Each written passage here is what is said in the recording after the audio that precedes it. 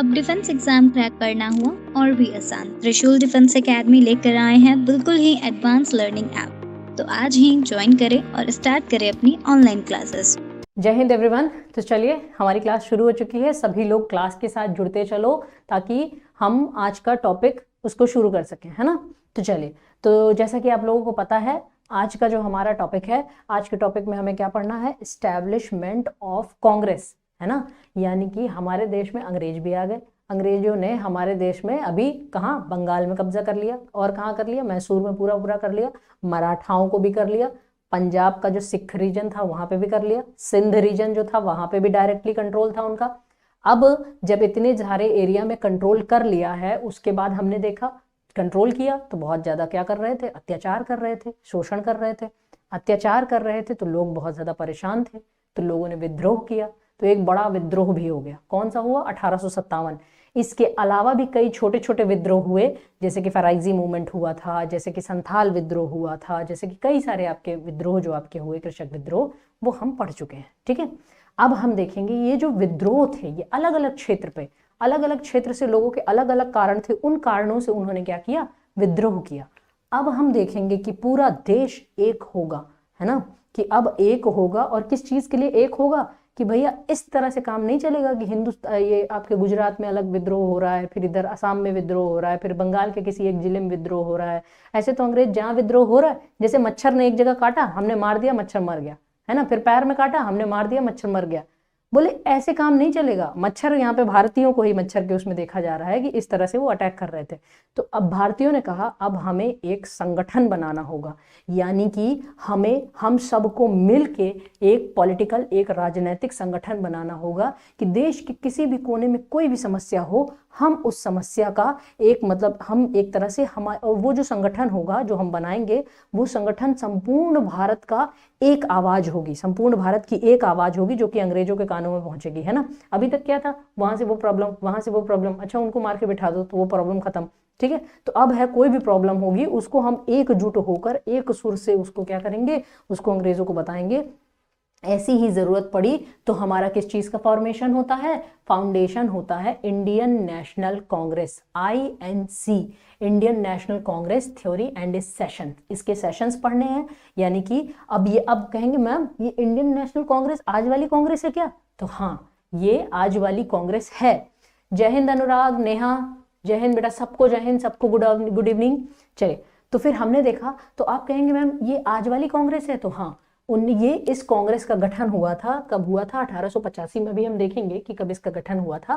फिर उसके बाद हम इसमें आगे देखेंगे कि अब इसका गठन होने के बाद हर साल इस कांग्रेस की क्या हुआ करती थी, मीटिंग्स हुआ करती थी, हर साल ही मीटिंग हुआ करती थी, यानी एनुअल मीटिंग्स हुआ करती थी। और उन एनुअल मीटिंग्स में क्या होता था, उन एनुअल मीटिंग्स में एजेंडा तैयार किया जाता था बेटा।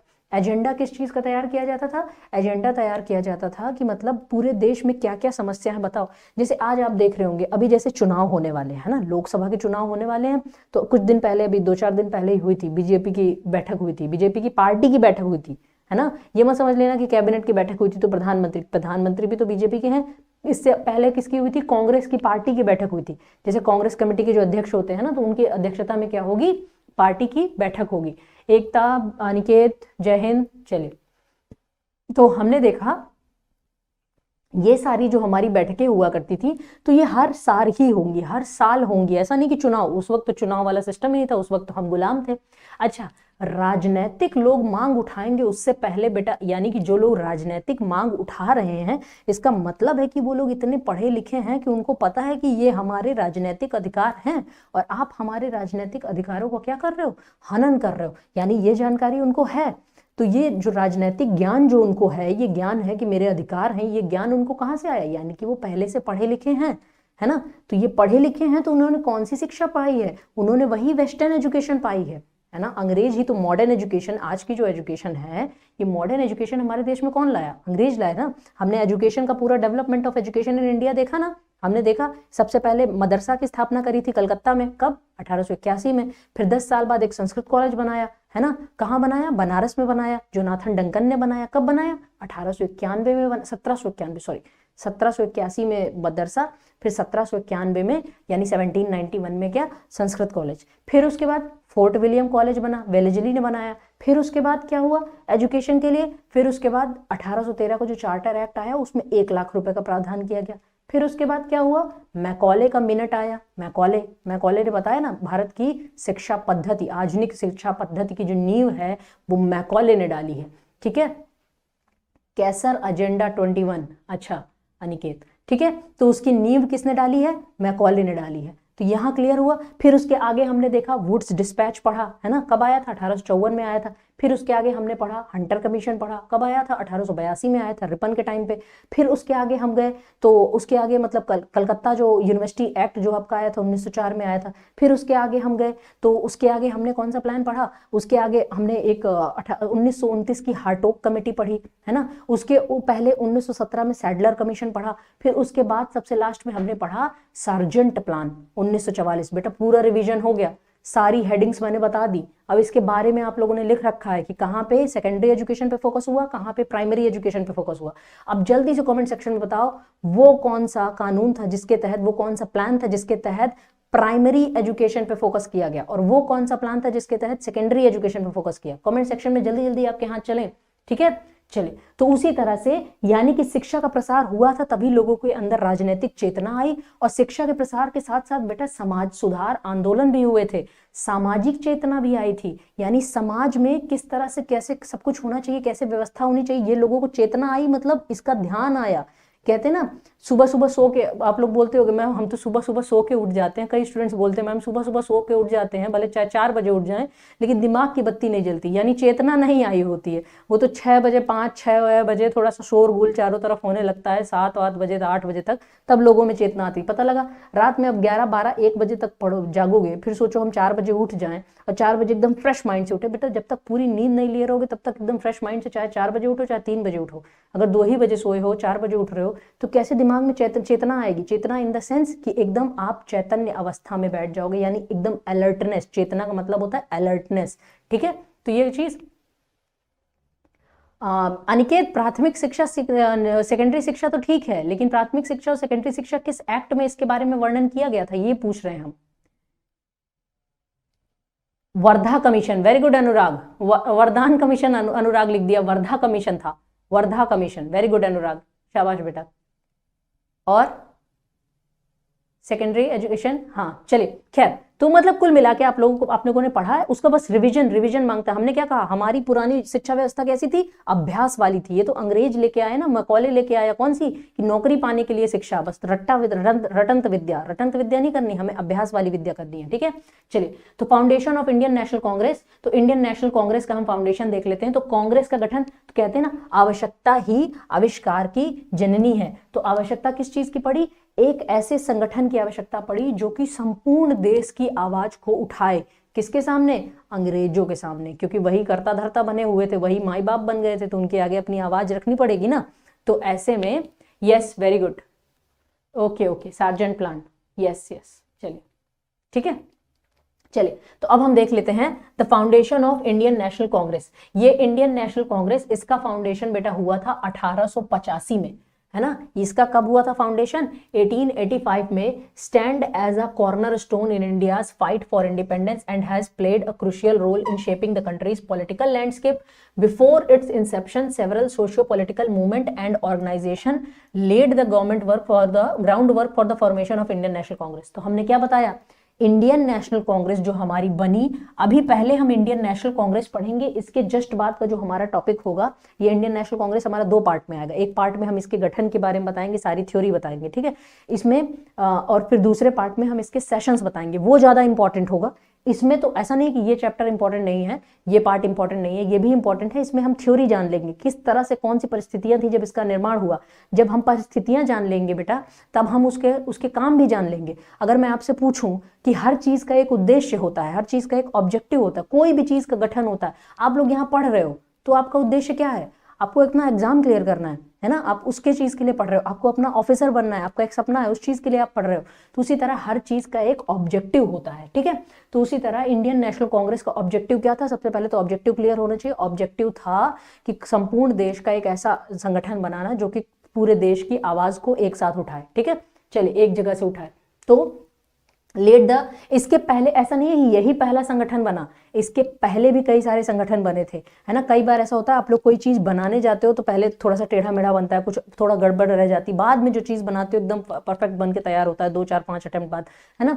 तो उसी तरह से ये इंडियन नेशनल कांग्रेस, ये आपका 1885 में गठन होता है, और ये किस चीज के लिए, राजनीतिक संगठन के रूप में इसका गठन होता है। इससे पहले भी देश में कुछ संगठन बन चुके थे। नेक्स्ट जो हमारा चैप्टर होगा वो होगा इंडियन नेशनल कांग्रेस से पहले बनने वाले संगठन, ठीक है। तो चलिए, जैसे 1857 की क्रांति हुई थी तो ऐसा नहीं था कि वो पहली क्रांति थी, उससे पहले भी कुछ क्रांतियां हो चुकी थी, अदर अपराइजिंग्स, तो हमने अलग चैप्टर में किया था ना। चलिए, तो अब हम आ जाते हैं इसमें, आगे देख लेते हैं। क्लियर बेटा ना यहाँ तक? इसमें केवल ये लिखना था इसका गठन कब हुआ, 1885 लिख लेना, ठीक है, 1885। अच्छा, एक चीज और लिख लेना कि 1885 में इसका गठन हुआ। अच्छा, एक चीज करो, ऐसे लिखो, फाउंडेशन ऑफ कांग्रेस, ठीक है, लिखो 1885। उस वक्त वायसरॉय कौन था, डफरिन था, ऐसे याद कर लेना, डफरिन डफर था तभी कांग्रेस को बनने दिया, ठीक है, डफर था वो तभी कांग्रेस को बनने दिया, तो डफरिन था कांग्रेस। ये बेटा याद करने का तरीका है, रिपन के बाद डफरिन आए थे, है ना। रिपन बढ़िया भला आदमी था, और रिपन के पहले एक और दुष्ट आदमी आया था जिसका नाम था लिटन, है ना। लिटन जो वर्नैकुलर प्रेस एक्ट लाया, जिसने दिल्ली दरबार का आयोजन किया, है ना, पहला दिल्ली दरबार। 3 दिल्ली दरबार होंगे, तीनों इंपॉर्टेंट होंगे, जिसमें से पहला बहुत इंपॉर्टेंट था क्योंकि उस वक्त अकाल पड़ा हुआ था और लिटन इतना ज्यादा खर्चा कर रहा था, ठीक है। तो 1885 में डफरिन के टाइम पे ये आपका क्या होता है, कांग्रेस का गठन होता है, इसको लिख लेंगे, है ना। अब अगली लाइन में आ जाते हैं। Till 1947, there were numerous INC session, annual and special session to discuss the political situation in the country and to pass resolution on important issue. These INC sessions served as a platform for inclusive and collective decision making and planning for the course of India's struggle for freedom, foundation of the Indian National Congress. यानी कि ये जो पूरी कहानी थी कि 1947 तक देश में कांग्रेस के कई सारे सेशंस हो चुके थे। हमने कहा ना, कांग्रेस सेशन मतलब एक तरह से उसका उसको कहते हैं, उसकी बैठक को ही सेशन कहते हैं। हर साल ही कांग्रेस का सेशन होता था। और बेटा एक चीज देखेंगे हम लोग, कांग्रेस का जो सेशन होता था हर साल होता था, और ज्यादातर दिसंबर महीने में होता था, पूरे देश में होता था। कभी कलकत्ता में हो गया तो अगले साल बंबई में होगा, फिर अगले साल साउथ में होगा, मद्रास में होगा तो अगले साल लाहौर में होगा, इस तरह से होता था, रोटेशन पे होता था, कभी इधर कभी उधर, इस तरह से आपका होता था। और हमेशा दिसंबर महीने में होता था। मान लो जून वून में कर दें तो कभी कहीं पे, मान लो जून में कहीं पे बहुत ज्यादा गर्मी है, कहीं सूखा पड़ रहा है, तो मौसम भी ठीक ठाक रहता था, ठंडी का मौसम रहता था पूरे देश में ही लगभग। मैम हिस्ट्री चैप्टर के पिक्चर बना है कहाँ पे अनुराग? चलिए, तो यहाँ पे हमारा ये हो गया, ठीक है। चलिए, तो यानी इस तरह से इसका गठन हुआ था। फिर जबकि while many Indians had been contemplating the formation of an all Indian organization for nationalist political activist यानी एक्टिविटी, यानी ये बहुत सालों से ये काम हो रहा था कि सारे लोग जितने हमारे देश में उस वक्त जो राष्ट्रवादी लोग थे, जो पढ़े लिखे लोग थे, वो कह रहे थे कि भाई एक ऑल इंडिया ऑर्गेनाइजेशन होना चाहिए, एक ऐसा संगठन होना चाहिए जो कि पूरे देश के स्तर पर हो। तो ये बात हमारी चल रही थी, ठीक है। और उसके लिए फिर हमने किसका सहयोग लिया? एक व्यक्ति थे जिनका नाम था एओ ह्यूम।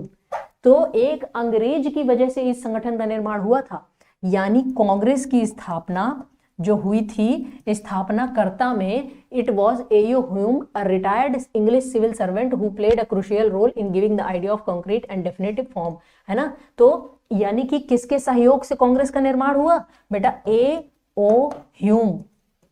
किसके सहयोग से कांग्रेस का निर्माण हुआ? एओ ह्यूम। इनको संस्थापक के रूप में देखा जाता है कांग्रेस के, ठीक है। He engaged with prominent Indian leaders and collaborated with them to organize inaugural INC session in Bombay in December 1885। मैंने क्या कहा? कांग्रेस के ज्यादातर सेशन जो हुआ करते थे वो दिसंबर माह में होते थे, लेकिन कभी कभी कोई बहुत अत्यावश्यक जो आपके मतलब एक तरह से देश के लिए बहुत ज्यादा उपयोगी मतलब मामला आ जाता था, उसके लिए कांग्रेस की जो बैठक होती थी वो जरूरी नहीं है कि दिसंबर का वेट करें, वो पहले भी बुला ली जाती थी। उसे कहते थे विशेष अधिवेशन, कांग्रेस का विशेष अधिवेशन, स्पेशल सेशन उसको कहते थे, हिंदी में अधिवेशन कहते हैं, ठीक है। तो वो स्पेशल सेशन होता, जैसे हम देखेंगे जलियांवाला बाग जब कांड होता है ना, इतने सारे मासूम लोगों को अंग्रेज बताओ गोलियों से भून देते हैं। ऐसे में कांग्रेस के विशेष अधिवेशन बुलाए जाएंगे, ठीक है। तो वो विशेष होंगे तो उनको हम लिखवा देंगे। अच्छा, अब आप कहेंगे मैम 85 से लेकर 1947 तक तो हर साल ही सेशन होंगे, क्या हमको सारे पढ़ने पड़ेंगे कि किस जगह पे हुए, सेशन का अध्यक्ष कौन था, कौन से ईयर में हुए? तो नहीं, सारे नहीं पढ़ने होंगे। कुछ इंपॉर्टेंट्स हैं, जो कुछ इंपॉर्टेंट सेशन है वो पढ़ने होंगे। जैसे कि पहला वाला इंपॉर्टेंट होगा, पहले मुस्लिम अध्यक्ष किस सेशन में थे वो इंपॉर्टेंट है, पहली महिला अध्यक्ष किस सेशन में है वो इंपॉर्टेंट है, गांधी जी कब सेशन के अध्यक्ष बने, एक ही सेशन के अध्यक्ष बने थे वो इंपॉर्टेंट है ना। तो इस तरह के केवल जो कुछ इंपॉर्टेंट जो हमारे पद होंगे, सेशंस होंगे, केवल हम उनको करेंगे, है ना। सारे हमें नहीं करने, तो उसमें परेशान मत होइएगा मैम सारे करने हैं क्या, ठीक है। चलिए, तो अब हम देख लेते हैं। He engaged with prominent Indian leaders and collaborated with them to organize inaugural INC session in Bombay in December 85। तो कांग्रेस लिखना और ये लिखना कि A.O. ह्यूम यानी संस्थापक में नाम किसका लिखोगे, संस्थापक यानी फाउंडर में नाम किसका लिखोगे, A.O. ह्यूम। और कहाँ पे लिखोगे, तो यहाँ पे लिखो बॉम्बे। जगह कौन सी थी, बॉम्बे में। बॉम्बे में बैठक हुई थी पहली बार दिसंबर 1885 में, और किसने कराई थी, A.O. ह्यूम ने कराई थी। कई सारे लीडर्स को बुलाया था कि भाई तुम लोग कोई एक ऐसा संगठन बनाओ ना जो कि पूरे ऑल इंडिया लेवल का हो। INC स्थापना 1763 नहीं अनिकेत, INC स्थापना 1737 में हुई। नहीं 1737 कहाँ लिखा है, 1885 में हुई है बेटा। 1737 में तो अंग्रेज भारत में कब्जा भी नहीं कर पाए थे। कब्जा तो कब करना शुरू किया, 1757 प्लासी बैटल के बाद, फिर 64 बक्सर का बैटल होता है, उसके बाद कब्जा आता है ना। प्लासी का बैटल में थोड़ा सा काफी हिस्से में कब्जा कर लेते हैं, ठीक है। मतलब प्लासी बैटल एक तरह से पहला बैटल रहता है, ठीक है। चलिए, तो यहां तक क्लियर हो गया ना कि ये किसके सहयोग से बना था कांग्रेस, A.O. ह्यूम। अब आप कहेंगे मैम ये अंग्रेज यही तो हमारे ऊपर अत्याचार कर रहे थे, जब ये अत्याचार कर रहे थे तो ये हमारे लिए क्यों संगठन बनाने लगे। तो बेटा ये अत्याचार जरूर कर रहे थे ये आपके अंग्रेज, लेकिन इन्होंने इनमें से एक जो था, इसकी हम लोग देखेंगे आगे, दो थ्योरीज पढ़ेंगे कि क्यों अंग्रेजों ने भारत को मदद किया, ठीक है। मतलब अंग्रेजों ने नहीं, एक व्यक्ति ने, A.O. ह्यूम। खैर ये सोचता भी था, ये सोचता था कि अलग अलग तुम लोग वो करते हो, प्रोटेस्ट करते हो, फिर सरकार एक एक को पकड़ पकड़ के मारती है, इससे अच्छा संगठन बना लो, संगठन में शक्ति होती है ना, तो वो संगठन आपका काम करे, है ना। तो इस चीज के लिए बनाया गया था। चलिए,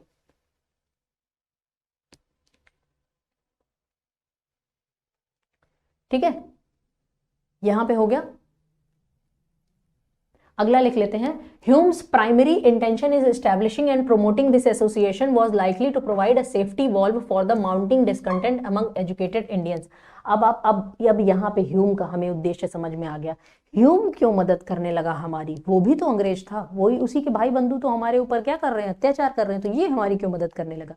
ह्यूम इसलिए मदद कर रहा था क्योंकि कई लोग मानते हैं वो सेफ्टी वॉल बना रहा था। क्या बना रहा था, सेफ्टी वॉल्व थ्योरी। यानी कि ये थे अंग्रेज, जैसे मान लो यहाँ पे बैठे हैं अंग्रेज, इंग्लिश, ठीक है, यहाँ पे ये सत्ता के केंद्र में बैठे हैं। अब यहाँ पे देश में कहीं यहाँ, कहीं यहाँ, कहीं यहाँ, कहीं यहाँ, अब यहाँ से कोई विरोध का स्वर उठा, फिर सेना गई, इसको यहाँ पे दबाया, मार के खत्म किया, फिर यहाँ पे ये लोग चुपचाप बैठे हैं, फिर यहाँ से ये विरोध हुआ और ये आके अचानक से अटैक कर दिया इंग्लिश के ऊपर, तो इंग्लिश को फिर समस्या हुई, फिर यहाँ से पता लगा उसी टाइम पे इसने अटैक किया, उसी टाइम पे इसने भी अटैक कर दिया, जैसे 1857 में हुआ था, कई लोगों ने मिलकर अटैक कर दिया था।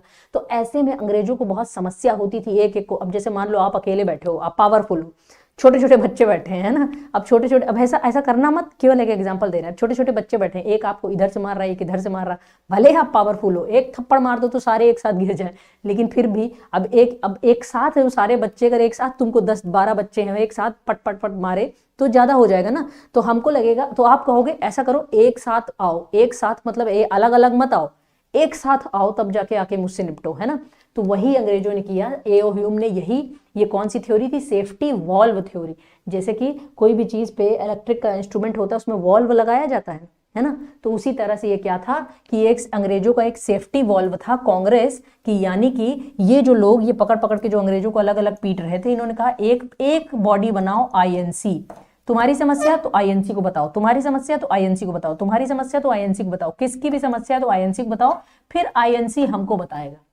तो अंग्रेजों के अनुसार ये कौन सी थ्योरी थी, अंग्रेजों के अनुसार ये कौन सी थ्योरी थी, ये INC थ्योरी थी, ये सॉरी सेफ्टी वॉल्व थ्योरी थी। ये इंडियन नेशनल कांग्रेस क्या था, इसका स्थापना क्यों किया था? सेफ्टी वॉल्व के रूप में किया गया था, यानी कि इन लोगों से हमारी रक्षा करने के लिए ये सेफ्टी वॉल्व बनाया गया था। ठीक है, तो ये इसको लिख लो कि एओ ह्यूम, इसमें लिखना कि एओ ह्यूम का प्राथमिक उद्देश्य शिक्षित भारतीयों के बीच बढ़ते असंतोष के लिए एक सुरक्षित वॉल्व प्रदान करना था। ये लाइन लिख लेना, है ना। इसको इंग्लिश में लिखना कि A O Hume's primary intention in establishing and promoting this association for safety valve, ठीक है, is to provide safety valve. ये लाइन लिख लेना, मोस्ट इंपॉर्टेंट लाइन है।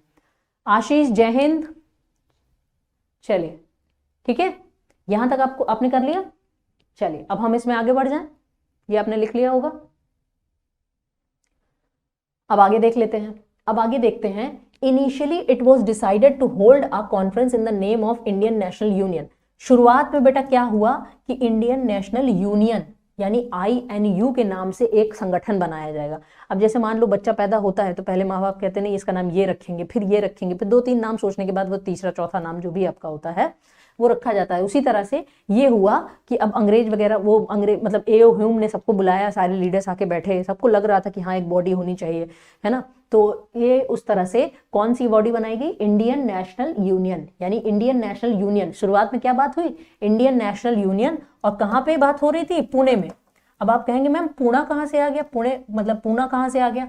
पूना अभी तक तो हम पढ़ रहे हैं बॉम्बे में हुई थी पहली मीटिंग। तो बेटा पहली मीटिंग जो थी जो पुणे में, यानी कि कॉन्फ्रेंस या शुरुआत में जो कॉन्फ्रेंस हुई थी वो पुणे में हुई थी और वहां पे कांग्रेस का नाम रखने को सोचा गया था कि इंडियन नेशनल यूनियन।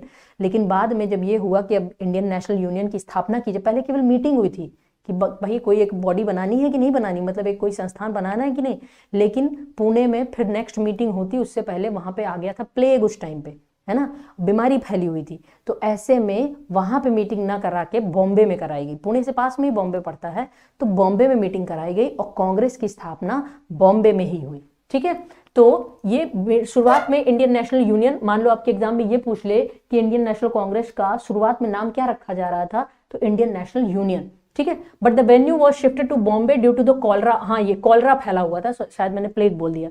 तो कॉलरा फैला होने के कारण बॉम्बे में शिफ्ट किया गया। फर्स्ट मीटिंग कहाँ हुई थी? मंडे को हुई थी, 28 दिसंबर 1885 गोकुलदास तेजपाल संस्कृत कॉलेज बॉम्बे में हुई थी। ये पूरी लाइन लिख लो। कांग्रेस की पहली मीटिंग 28 दिसंबर 1885 गोकुलदास तेजपाल संस्कृत कॉलेज बॉम्बे 28 दिसंबर 1885 को हुई थी। ठीक है, इसको लिख लो 28 दिसंबर 1885। ठीक है, चलिए ये आप लोगों ने लिख लिया होगा बिल्कुल। अनुराग, ये पॉइंट नोट करना है। ये हमने बताया फर्स्ट मीटिंग कहाँ हुई थी? मंडे 28 दिसंबर। कई बार एग्जाम में पूछा गया है, बहुत बार।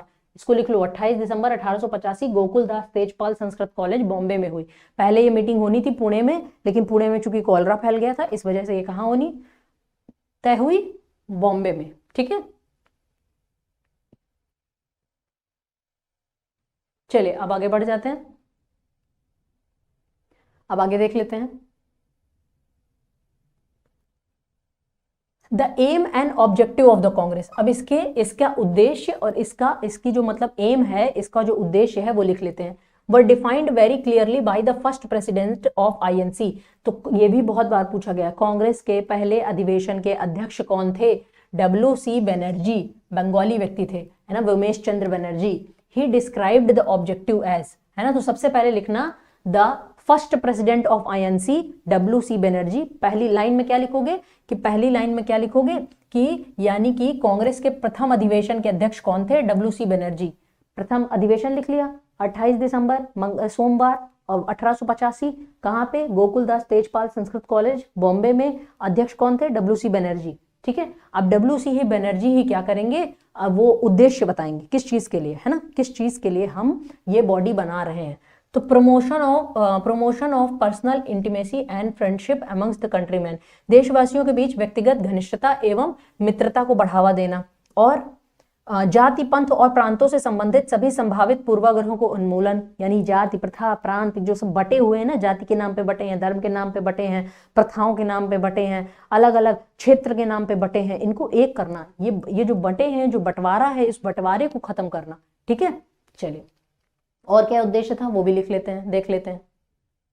और उद्देश्य बेटा था राष्ट्रीय एकता की भावना का सुदृढ़ीकरण, यानी कि consolidation of sentiments of national unity, यानी राष्ट्रीय एकता की जो भावना है, हम अभी पुराने उसमें हम देख रहे थे, बहुत पुराना टाइम नहीं है, मॉडर्न इंडिया में ही हम देख रहे हैं कि अवध के सिपाही से अगर पंजाब में कोई पिट रहा है तो उसको उससे मतलब नहीं है, अगर पंजाब का कोई व्यक्ति अवध में पिट रहा है तो उससे उसको मतलब नहीं है, ठीक है। तो ये सारी चीजें थी। फिर laying down lines for future course of action in the public interest, यानी जनहित में भविष्य की कार्रवाई के लिए रूपरेखा तैयार करना, यानी भविष्य की कार्रवाई कैसी होगी, यानी अंग्रेज हम पे अत्याचार करेंगे तो हम क्या करेंगे, भविष्य की कार्रवाई में जैसे गांधी जी आएंगे तो सत्याग्रह करेंगे, ये भी कार्रवाई थी, है ना। और क्या करेंगे, असहयोग आंदोलन करेंगे, ये गांधी जी की कार्रवाई थी। और क्या करेंगे, ये सविनय अवज्ञा आंदोलन करेंगे। तो मैं आप कहेंगे मैम क्या सब कुछ गांधी जी ने किया, नहीं, गांधी जी तो 1915 में आएंगे, उससे पहले गोपाल कृष्ण गोखले रहेंगे, दादा भाई नौरोजी रहेंगे, सत्येंद्रनाथ टैगोर रहेंगे, व्योमेश चंद्र बनर्जी रहेंगे।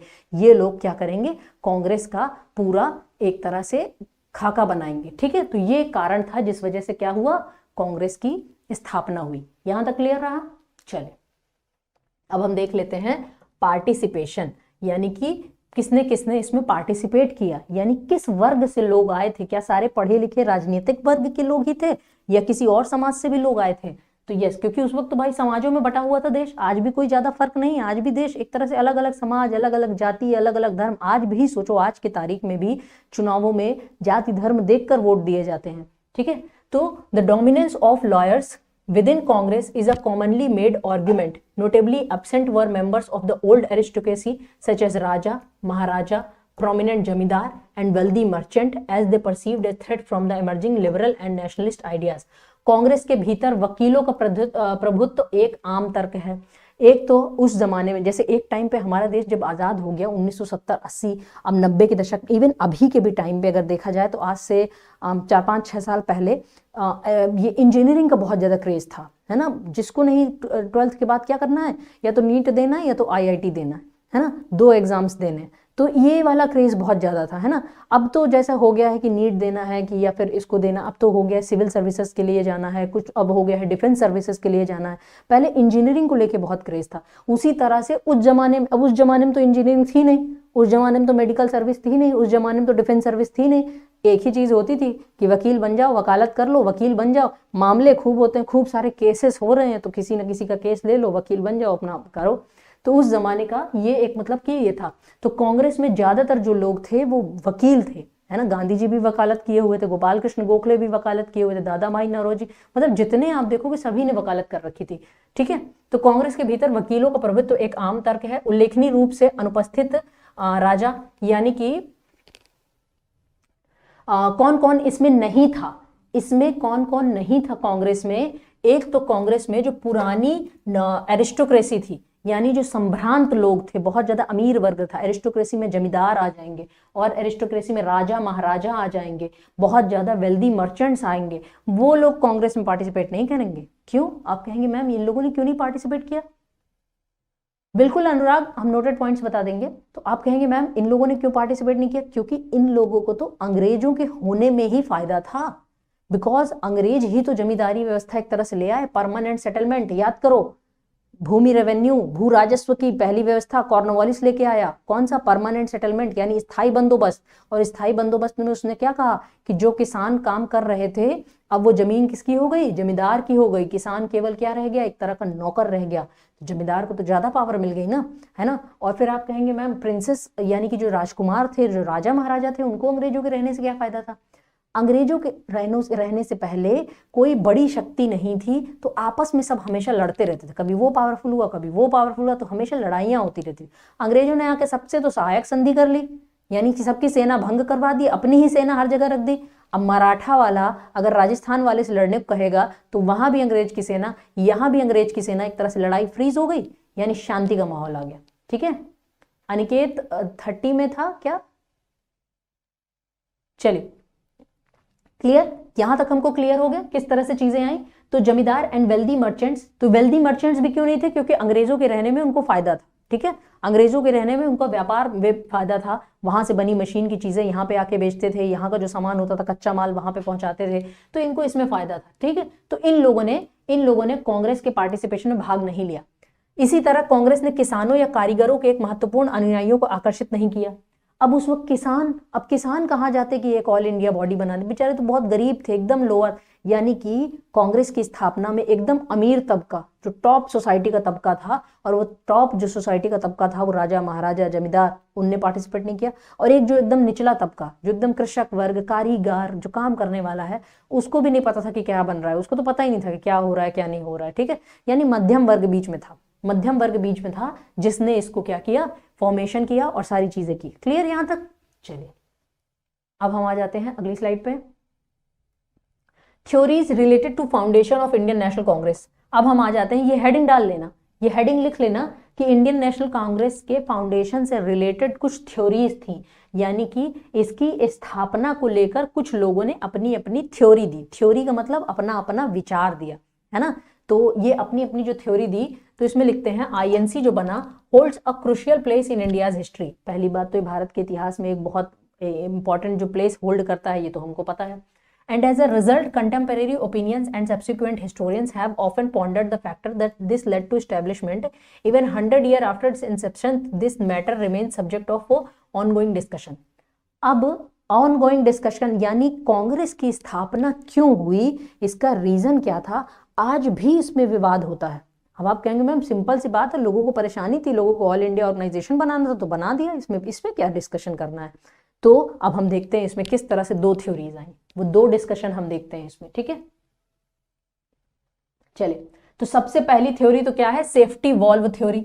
पहली थ्योरी क्या कहती है, पहली थ्योरी कहती है कि अंग्रेज बहुत ज्यादा परेशान हो गए थे स्वतंत्रता के आंदोलन से, तो उनको एक क्या चाहिए था, सेफ्टी वॉल्व चाहिए था। सेफ्टी वॉल्व क्यों चाहिए था, बिकॉज वो बहुत ज्यादा परेशान हो गए थे, अलग अलग लोग आंदोलन कर रहे थे। तो ये कुछ लोगों ने कहा कि ये अंग्रेजों के फायदे में ही कांग्रेस को बनाया गया, हमारे फायदे में नहीं बनाया गया, अंग्रेजों के फायदे में, क्योंकि उनका फायदा हो रहा है, उनको सेफ्टी वॉल्व मिल रहा है। तो एक थ्योरी ये कहती है कि सिद्धांत यह मानता है कि ह्यूम ने कांग्रेस की स्थापना इस उम्मीद के साथ की थी कि यह भारतीयों के बीच बढ़ते असंतोष के लिए सुरक्षा वॉल्व के रूप में कार्य करेगी। इस धारणा का लाला लाजपत राय सहित कई उग्रवादी नेताओं ने समर्थन किया। अच्छा, उग्रवादी नेता, इसमें ये उग्रवादी ये वर्ड सही नहीं है ट्रांसलेशन में, यानी कि उग्रवादी को इंग्लिश में बोलेंगे एक्सट्रीमिस्ट। एक्सट्रीमिस्ट की हिंदी उग्रवादी ना लिख के यहाँ पे होना चाहिए गरमपंथी।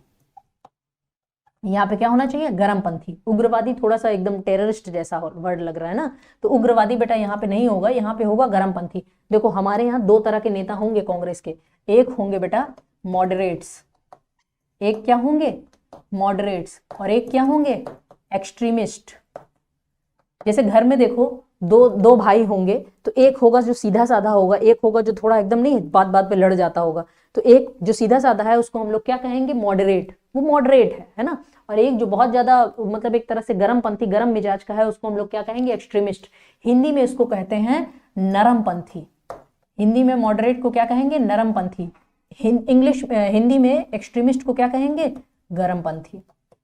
ठीक है, यानी कि इनको कहेंगे हम लोग गरमपंथी नेता, इनको कहेंगे हम लोग नरमपंथी नेता। ठीक है, तो इस तरह से नेताओं को हमने दो भाग में विभाजित कर दिया है। ठीक है, तो ये उग्रवादी नेता मत समझना। तो यानी कि जो गरमपंथी के जो नेता थे, यानी जिसमें लाला, गरमपंथी में 3 नेता बेटा आएंगे। देखो ऐसा करो, एक जगह लिख ही लेना, मॉडरेट, एक जगह कॉपी में साइड में कहीं बॉक्स बना के लिख लो कि 2 टाइप्स ऑफ ये पॉलिटिशियंस उस टाइम के जो आपके, मतलब पॉलिटिशियन मत लिखना, ऐसा करना लीडर्स लिखना, लीडर लिखना, और नंबर 1 लिखना मॉडरेट्स, दूसरे में लिखना एक्सट्रीमिस्ट। एक्सट्रीमिस्ट में 2-3 के नाम लिख लो, इनको 3 नाम से जाना जाता था, लाल, बाल, पाल। अब आप कहेंगे मैम लाल, बाल, पाल, लाल से हो गए लाला लाजपत राय, बाल से हो गए बाल गंगाधर तिलक, बाल से हो गए बिपिन चंद्र पाल। ठीक है, बिपिन चंद्र पाल। ठीक है, तो ये हो गए पाल। और एक और थे एक्सट्रीमिस्ट लीडर, उनका नाम था अरबिंदो घोष। अरबिंदो घोष, बाद में देखेंगे ये साधु बन जाते हैं। ठीक है, और नरमपंथी में नाम लिख लेना बेटा, WC बनर्जी का ही लिख देना, जो कांग्रेस के पहले अध्यक्ष थे। ठीक है, और किसका नाम लिख लोगे तो सुरेंद्र नाथ टैगोर का नाम लिख लेना, सुरेंद्र नाथ बनर्जी, सॉरी, सुरेंद्र नाथ बनर्जी का नाम लिख लेना।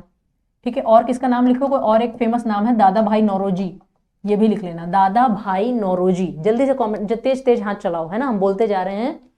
नरमपंथी में WC बनर्जी, सुरेंद्र नाथ बनर्जी, फिर उसके बाद दादा भाई नौरोजी, ये 3 नाम लिख लो। और गरम दल में लिख लेना लाला लाजपत राय, बाल गंगाधर तिलक, बिपिन चंद्र पाल और अरबिंदो घोष। ये नाम इतने लिख लो आप लोग, फिर हम इसमें आगे बढ़े। तो ये थ्योरी समझ में आ गई ना, सेफ्टी वॉल्व थ्योरी, कि अंग्रेजों ने ही कांग्रेस का गठन अपने फायदे के लिए किया है। ये किसने कहा? लाला लाजपत राय ने। लाला लाजपत राय इसी थ्योरी में क्या करते थे? बिलीव करते थे। चलिए अब हम आते हैं अपनी, यहां तक आपने लिख लिया, हम आगे बढ़ जाएं। जय हिंद अमन।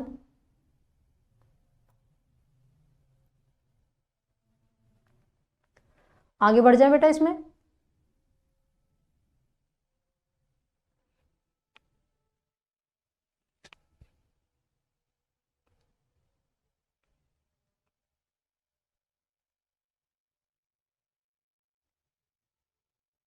चलिए अब आगे देख लेते हैं, यहां तक हो गया। अब आगे देखते हैं दूसरी थ्योरी हमारी क्या है? कॉन्स्पिरेसी थ्योरी, है ना, कॉन्स्पिरेसी थ्योरी। तो रजनी पाल्म दत्त, इनको बोलते हैं आरपी दत्त, इनका नाम क्या है? Rajani Palme Dutt, is credited with the originating the conspiracy theory. तो कॉन्स्पिरेसी थ्योरी किसने दी थी? आरपी दत्त ने दी थी। कॉन्स्पिरेसी थ्योरी किसने दी थी? आरपी दत्त ने दी थी, ये Rajani Palme Dutt, which emerged from the safety valve, जो कि सेफ्टी वॉल्व के कॉन्सेप्ट से ही आई थी, है ना। इन्होंने कहा अंग्रेज ये जो सेफ्टी वॉल्व दिया है, अंग्रेजों की कॉन्स्पिरेसी है। कॉन्स्पिरेसी का मतलब होता है चाल, मतलब षड्यंत्र। कॉन्स्पिरेसी का मतलब क्या होता है? षड्यंत्र, खड़यंत्र, ठीक है। तो इन्होंने बोला कि ये आरपी, पहली बात तो कॉन्स्पिरेसी थ्योरी किसने दी थी? आरपी दत्त ने दी थी। ये एक तरह से सेफ्टी वॉल्व थ्योरी से ही निकल के आई है, एक तरह से उसी का पार्ट है कॉन्स्पिरेसी थ्योरी, ठीक है। According to Datta, the INC was born from a conspiracy to quash a popular uprising in India, and he believed that the bourgeois leaders of India were also involved in this scheme. अच्छा, एक चीज ये देखो, RP Rajni के नाम से ये मत समझ लेना कोई महिला थी, पुरुष ही थे, ठीक है। और इन्होंने थ्योरी मत लिखने लगना, केवल ये लिखना कॉन्स्पिरेसी थ्योरी किसने दी? आरपी दत्ता ने दी, ठीक है। और आगे बस इतना लिख लेना, it emerged from the safety valve concept, यानी ये थ्योरी किसमें से निकली? Safety valve concept. बस इतना लिखना और कुछ भी नहीं लिखना, ठीक है, बस इतना लिखना है। चलिए तो अब हम इसमें आगे बढ़ जाते हैं, यहां तक हमने देख लिया, ठीक है। अब हम इसमें आगे बढ़ जाते हैं। अब हम देखते हैं अगली थ्योरी, ये मोस्ट इंपॉर्टेंट है। पहली थी सेफ्टी वॉल्व, दूसरी है light conductor. Conspiracy theory safety valve theory का ही पार्ट थी, वो अलग से कोई थ्योरी नहीं थी, ठीक है, तो उसमें परेशान मत होना। तो लाइटनिंग कंडक्टर थ्योरी में हम देख लेते हैं। सबसे पहला नाम आएगा गोपाल कृष्ण गोखले, ब्रैकेट में कहीं साइड में कॉपी में लिख लेना, गोपाल कृष्ण गोखले किसके पॉलिटिकल गुरु थे?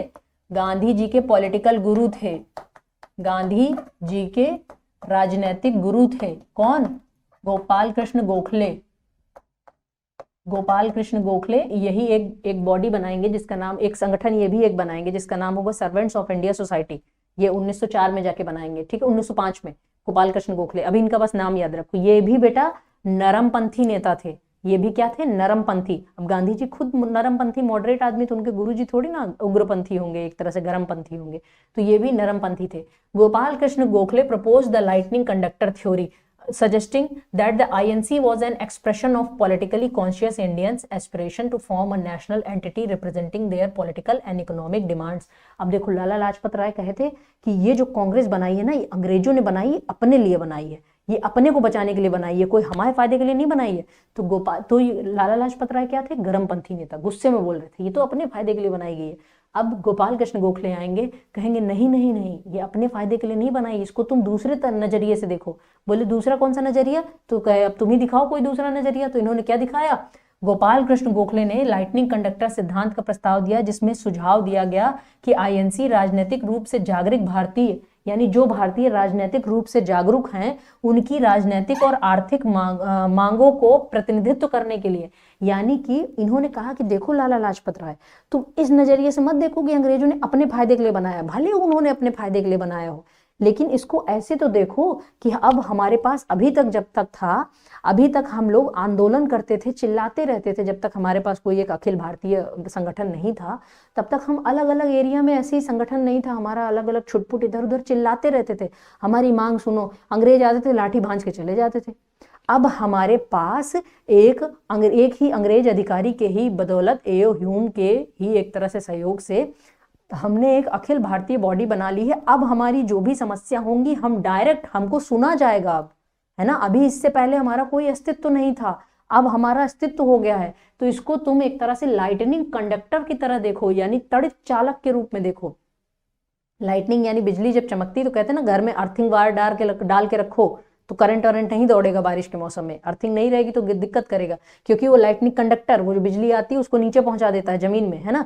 वो नहीं रहेगा तो बिजली एक तरह से सरफेस पे रहेगी तो दिक्कत करेगा, ठीक है। तो ये लाइटनिंग कंडक्टर की थ्योरी दी, ये किसने दी? ये एक तरह से नरमपंथी नेताओं ने दी। अब आप लोग जल्दी से बताइए कि ये आपको दो थ्योरीज कांग्रेस के फॉर्मेशन से रिलेटेड ये समझ में आई या नहीं। इसको लिख लीजिएगा, लाइटनिंग कंडक्टर थ्योरी किसने दी, इसको हिंदी में लिख लीजिएगा, तड़ित चालक का सिद्धांत। तड़ित चालक का सिद्धांत, ठीक है, तड़ित चालक का सिद्धांत। अब आगे बढ़ जाए, चलिए फिर अब आगे देख लेते हैं। मॉडर्न इंडियन हिस्टोरियंस यानी आधुनिक भारतीय इतिहासकारों का मानना है कि प्रारंभिक कांग्रेस नेताओं ने राष्ट्रवादी ताकतों को एकजुट करने के लिए उत्प्रेरक के रूप में कई कार्य करने के लिए होम को लाइटनिंग कंडक्टर के रूप में उपयोग किया, भले ही सुरक्षा वाल का मुखौटा मुख्य था। इन्होंने कहा, आज के जो हिस्टोरियंस कहते हैं वो कहते हैं ठीक है, भले ही अंग्रेजों ने सोचा होगा कि ये सेफ्टी वॉल्व है, और लेकिन जो भारतीय लोग सोच रहे थे वो क्या सोच रहे थे, जैसे अब इसको ऐसे समझो, जैसे मान लो बाहुबली की मूवीज देखते हैं, इससे आप लोगों को ज्यादा समझ में आएगा। जैसे बाहुबली की जो मूवी थी, तो बाहुबली की मूवी में क्या हुआ, बाहुबली को कह दिया गया तुमको साम्राज्य से निकाल दिया जाता है, तुमने एक तरह से राजा की उसमें नहीं किया, और एक कोई व्यक्ति को, शायद महामंत्री को मार देते हैं बाहुबली, तो ऐसे में किया गया कि तुमको साम्राज्य से निकाला जाता है। अब जब साम्राज्य से उनको निकाल दिया गया तो बाद में उन्होंने कहा, वो निराश नहीं हुए, उन्होंने कहा नहीं, इसको ऐसे क्यों देखें कि हमको साम्राज्य से निकाल दिया गया, इसको ऐसे देखो कि अब हमको हमारी प्रजा के साथ रहने के लिए मिल रहा है ना। तो पॉजिटिव एस्पेक्ट है कि हम अपनी प्रजा के करीब जाके रहेंगे। दूर से हमको उनकी समस्या ही नहीं मिल रही थी, हम दूर से उनकी समस्या का समाधान ही नहीं कर पा रहे थे। अल्टीमेटली राजा का मतलब क्या, प्रजा की समस्या का समाधान करना। तो हम वहां पे ना होके अब हमको सीधे प्रजा के पास भेज दिया गया, तो अब तो हम डायरेक्ट उनके साथ काम कर सकते हैं, ठीक है। अनिकेत, यूट्यूब पर पीवाईक्यूज होंगे बेटा, अगर इसके बारे में कुछ भी जानकारी होगी हम आपको बताएंगे, है ना, यूट्यूब पर पीवाईक्यूज के बारे में। क्लियर? चलिए, तो यानी कि ये कहा गया, आज के जो हिस्टोरियंस मानते हैं कि भले ही वो सेफ्टी वॉल्व थ्योरी के लिए बनाया गया हो, लेकिन अपने लिए तो वो लाइटनिंग कंडक्टर था ना, कि अपनी जो भी हड़ास थी वो हम कांग्रेस के जरिए अब निकालते, है ना। चलिए, तो यहाँ पे ये हमारा आज का जो टॉपिक है यहाँ पे समाप्त होता है। इसके बाद जो कल के टॉपिक्स में हम बेटा पढ़ेंगे, हम पढ़ेंगे कांग्रेस के सेशंस के बारे में, यानी कांग्रेस के अधिवेशन, ठीक है। तो कांग्रेस के अधिवेशन में हम देखेंगे, जैसे पहला अधिवेशन हुआ कांग्रेस का अधिवेशन, पहला अधिवेशन जो होगा ये WC बनर्जी। अच्छा, कांग्रेस के बारे में हम एक बात और जान लेते हैं, कांग्रेस के जो आपका हर साल ही सेशन होता था, तो सारे सेशन हमको नहीं करने, जो प्रमुख सेशन थे, जैसे कि सबसे पहला WC बनर्जी, पहले मुस्लिम अध्यक्ष बदरुद्दीन तैयब जी, पहले फारसी जो अध्यक्ष बने थे वो आपके दादा भाई नौरोजी बने, है ना। फिर उसके बाद इस पहली महिला जो अध्यक्ष बनी वो एनी बेसेंट बनी, लेकिन पहली भारतीय महिला अध्यक्ष बनी वो सरोजनी नायडू बनी। गांधी जी कब बने, तो 1925 के बेलगांव अधिवेशन में बने। सबसे युवा कांग्रेस के अध्यक्ष कौन बने, तो अबुल कलाम आजाद बने, है ना, जो कि भारत के पहले शिक्षा मंत्री भी आपके बनेंगे। फिर उसके बाद पूछा जाएगा सबसे लंबे समय तक अध्यक्ष कौन बने रहे, तो वो भी अबुल कलाम आजाद थे। आजादी के वक्त कांग्रेस का अध्यक्ष कौन था, तो वो आपके JB कृपलानी थे, है ना। तो इसी तरह के क्वेश्चंस आपसे पूछे जाते हैं कांग्रेस के अधिवेशन को लेकर, ठीक है। तो कांग्रेस के अधिवेशन हमारे मोस्ट इंपॉर्टेंट होंगे। अभी हमने पढ़ लिया कि हाँ बिल्कुल अनुराग, कल हॉलीडे है, लेकिन अभी सुन लो, अभी हमने क्या पढ़ा, हमने कहा कि जो कांग्रेस के अधिवेशन हमारे हुआ करते थे ये आपके दिसंबर माह में हुआ करते थे, ठीक है, ये हमने पढ़ लिया। एक और चीज ध्यान से पढ़ो कि कांग्रेस का अधिवेशन का एक नियम और था, एक तो दिसंबर माह में होता ही था, जैसे मान लो ये हमने भारत इस तरह से बना दिया, ठीक है, इस तरह से आज का जो हमारा भारत है, ठीक है। इसके अलावा और क्या होता था तब उस वक्त, जैसे इधर बॉम्बे स्टेट हो गया, इधर मद्रास स्टेट हो गया, इधर आपका बंगाल स्टेट आपका हो गया, इधर आपका यूपी यूनाइटेड प्रोविंस हो गया, बीच में आपका सेंट्रल प्रोविंस हो गया। तो ये होता था कि जैसे मान लो कांग्रेस का अधिवेशन यहाँ बॉम्बे स्टेट में हो रहा है, तब महाराष्ट्र नहीं था, तब बॉम्बे स्टेट था, ठीक है। तो बॉम्बे स्टेट में ये गुजरात का हिस्सा और इधर का पूरा बॉम्बे का हालांकि पूर्वी जो हिस्सा होता था, यानी आज का जो पूरा महाराष्ट्र है, महाराष्ट्र का जो पूर्वी हिस्सा वो बॉम्बे में नहीं आता था, है ना, वो सेंट्रल प्रोविंस में आता था, बरार वाले रीजन में आता था, खैर उसमें मत जाओ। तो केवल ये देखो, अगर यहाँ पे यानी बॉम्बे स्टेट में अगर मीटिंग हो रही है तो बॉम्बे स्टेट का व्यक्ति मीटिंग का अध्यक्ष नहीं बनेगा। जैसे आपकी पहली जो मीटिंग हुई थी वो कहाँ हुई, बॉम्बे में हुई। पहली मीटिंग कहाँ हुई, बॉम्बे में हुई। पुणे में होनी थी लेकिन पुणे में चूंकि कॉलरा फैल गया तो वहां नहीं हुई, तो बॉम्बे में हुई। तो वहां अध्यक्ष बनाया WC बनर्जी जो कि बंगाली व्यक्ति था। अभी अगली मीटिंग मान लो अगर बंगाल में होगी तो वहां अध्यक्ष बनाया जाएगा गुजराती आदमी को। अगर अगली मीटिंग पंजाब में होगी तो पंजाबी व्यक्ति को अध्यक्ष नहीं बनाया जाएगा, तब कोई साउथ के व्यक्ति को अध्यक्ष बनाएगा। यानी जहां पे मीटिंग होगी वहां का व्यक्ति, उस राज्य का व्यक्ति वहां का उसका अध्यक्ष नहीं बनेगा। ये बात आप लोगों को क्लियर हुई है ना। तो ये कुछ विशेष बातें हैं जिनको हमें दिमाग में रखना है। इस तरह से आपके क्या हुए थे, कांग्रेस के अधिवेशन हुए थे। आज का टॉपिक हमारा यहीं पे कंप्लीट होता है। कल फिर मिलते हैं। कल तो हाँ बिल्कुल कल छुट्टी है हमारी, संडे है। मंडे को मिलते हैं, तो मंडे को इसको आगे कंटिन्यू करेंगे। मोस्ट इंपॉर्टेंट टॉपिक है और इसको कंप्लीट करते हुए चलना है, ठीक है। तो जय हिंद, इसी तरह से पढ़ते रहिए। जय हिंद, जय भारत। अब डिफेंस एग्जाम क्रैक करना हुआ और भी आसान, त्रिशूल डिफेंस एकेडमी लेकर आए हैं बिल्कुल ही एडवांस लर्निंग ऐप। तो आज ही ज्वाइन करें और स्टार्ट करें अपनी ऑनलाइन क्लासेस।